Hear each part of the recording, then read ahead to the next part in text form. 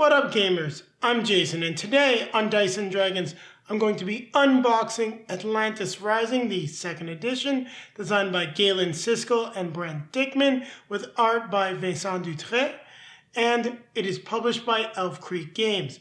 Now, this is a game for 1 to 7 players. What you're going to be doing in this game is trying to save as many people as you can, as Atlantis is about to sink beneath the waves. You will have a different character, or I believe they're called chancellors or guardians, that are protecting the people of Atlantis as you try to hold back the flood to save everyone. Now, with that being said, let's go over to the top-down camera and take a look at what's inside. Now let's take a look at what's in the box for Atlantis Rising, second edition. So we'll get this open up. The box is a little tight, but as you can see, we do have some nice stuff in here, and it looks like it got caught on the plastic. So we do have the rule book. I do really like the layout of the rule book. Art looks great. Art is by Vincent Dutré. He also did the art for Rising 5 and quite a few other games.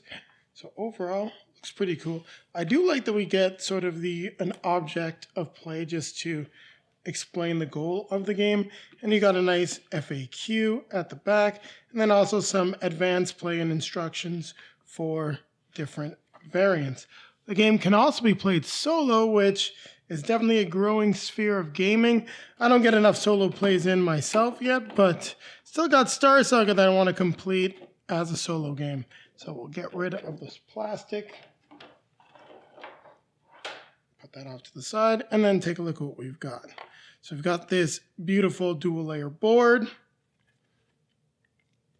You can see just sort of the cover art on the back.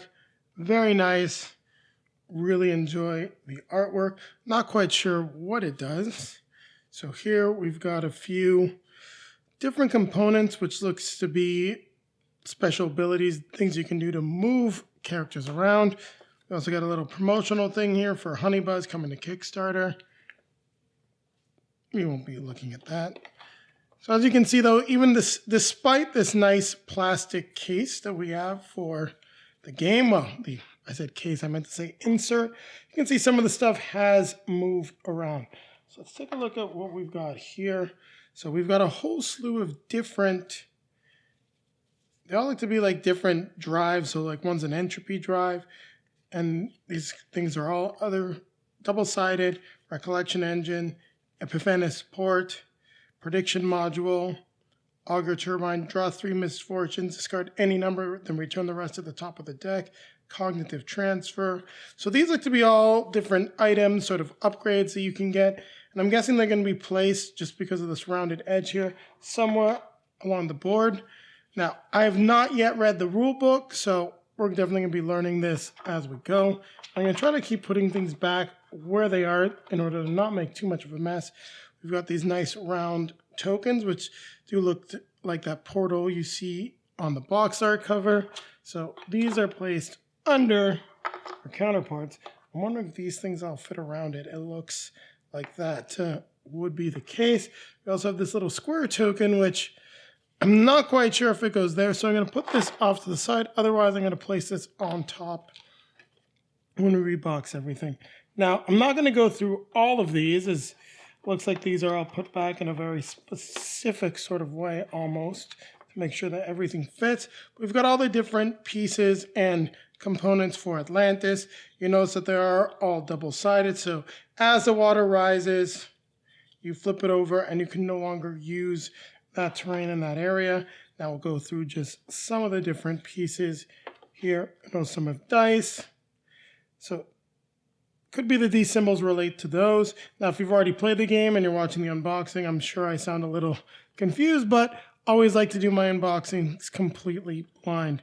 So we're getting a good look at all the tiles. There's quite a few of them, so we don't want to waste too much time going through all of them. But as you can see, some nice artwork. I do like the fact that everything fits nicely in this pile right here. And even if you put things back a little bit out of order, it looks like it all mostly fits with enough room. Can move that around if we need to. Here we've got some dice, just a little bit larger than a normal D6, yellow and blue, so just thematic with the game. Just keep these in the bag since it'll keep them organized and from rolling all over the place. Now we'll go through the other stuff we got in bags. So it looks like we've got a few different meeples here. These are plastic bases, so I'm going to put these off to the side and take a quick look at these two meeples that we have. If they are meeples, they almost look like they're plastic. So yeah, definitely plastic or wood with a little bit of a metallic finish, not quite sure. So we do have this one, probably plastic actually. And then we've got this definite plastic piece right here. Not sure what they are, but it does look to be some guys praying, or maybe even some meeples that are going to go at the center, or even people that we can use on the board to help save all of the Atlanteans. So we do get those two meeples. Here we've got what looks to be a time track or a supply track for Atlantis. And even this looks like it can be flooded, or this actually looks the images of what Atlantis will look like once it is all flooded. We'll just move that off to the side here. Now we've got the different player boards. So the different guardians or characters you can play: the champion, astrologer, priestess, scholar, the aquanaut. Oh, that's really cool. An aquanaut for Atlantis. The artificer, emissary, another guardian, mystic, explorer. Oh, no, sorry, the guardian wasn't another one. We have a champion, and we also have the guardian. Now, as I'm not sure where this goes, I will put this back. We're going to place these components here. We'll take a look at everything that we have pre-organized in bags for us, which is just fantastic. So we're not going to go and look too much in detail into going through all of these, but here we've got some, they do have a little bit of a metallic feel. The different bars, so resources that we're going to be needing throughout the course of the game. Here we've got some of these glass beads. I'll just take them out so you can see. Fairly standard beads that you can get just about anywhere. Color is thematic for the game, and as we can see, you're going to have some of these beads that are going to be in play. I'm not quite sure what they do yet, but sure I'm going to find out once I get the rule book read. Take a look at these components. We've got some nuggets, so it could be different resources that you're using to protect the city. I do really like how everything is already organized in plastic bags for us. Makes my life a whole lot easier. We've got some more nuggets. These ones are, well, maybe crystals instead of ore, or whatever the other ones are. Next, this is a big bag full of meeples. We'll take a look at these other nuggets first, and I'm not going to open up both bags because they are identical.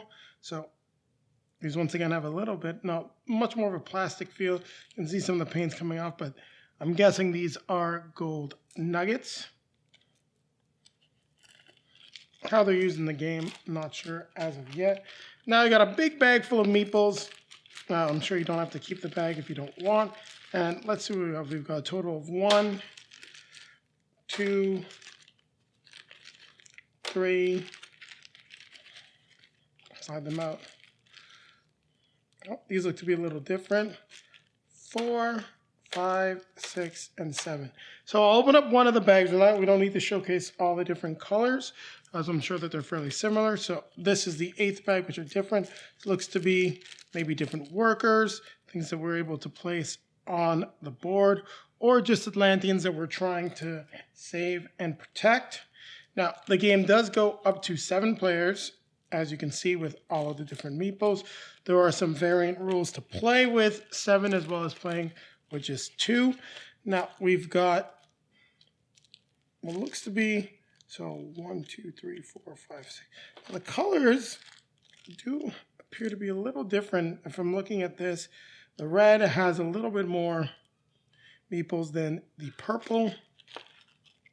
Same as the turquoise. So I'm not quite sure. Let's take a quick look at the characters. I do not know if they correspond to a specific color, but they do have their own, like, you can see like the red's very prominent. We've got blue, purple, not quite sure. So I don't know if the colors correspond in particular as of yet. Something I have to take a look at the rule book, but we'll see what we get in here. But as you will notice that in these bags, not all of the components are equal. Before I box everything back up, we'll take a quick look at the rule book. So we've got what looks to be maybe your guardian, a tracking token, and then a total of 1, 2, 3, 4, 5, 6, up to 7 different workers that you can have. And we'll compare the different colors as I put them all back in the bag and get everything. These guys like to escape. There we go. Get everything back in this larger bag here. So we've got almost the reddish brown with 7. Just take a quick look at this. 1, 2, 3, 4, 5, 6, 7. Same with the purple. Well, not purple, the turquoise. The purple has a significant amount less, as we saw with only 4 workers. We've got, once again, only 4 with the orange.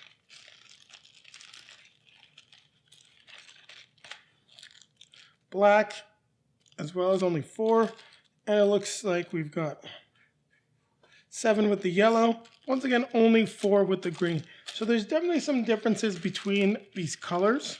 And we'll take a quick look in the rulebook, as I said, before we package up the game. Now let's just get all of this back in here for the moment. Everything is fairly easy to pack back up. It's all still fitting underneath the boards, which is the important part. As long as this sits in there, fine. Nothing really popping out. We're good. And the last set of components we've got are the stacks of cards, the stacks of misfortune cards. All the terrible things that are happening to Atlantis while we're trying to save it. Now, it looks like we've got, tab isn't very easy to find on the card, so we're going to just open it up via the top. Be a little bit more of a pain in the butt, but sometimes it's easier than locating where we're supposed to rip everything open. Now, if we take a look at this, you'll see that all of them are misfortunes. There's no other type of cards. So we'll just take a quick look at some of them. So, Spur the Cycle, you have to reshuffle the misfortune discard pile into the deck. The current player does not draw another misfortune. If Spur the Cycle is discarded, reshuffle the misfortune discard pile into the misfortune deck. That's annoying. We do get some Calm Seas cards, which is good. Cities, so some tragedies on cities, forests, hills, mountains, forges. So I'm guessing that these cards will affect different areas of Atlantis, like different parts of the map. So you can see just quickly up there, there's a few different terrain types.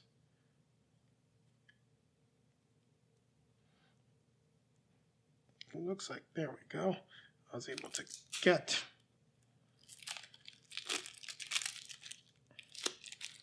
that open.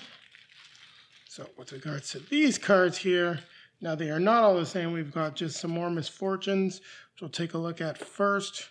So once again, different areas, libraries, controlled floods. So flood 2 tiles in any section. Mystic barriers do not prevent these floods. That's no fun. Earthquake, energy drain, Imperial breach, move all mystic barriers from the island. Yikes. Divine Fury, advance or other the god strike by 1 step. Hopelessness, malfunction, we can't use our portal. Panic, sabotage, someone's going to sabotage us. Darkness, rioting and looting, plague, and crisis of faith.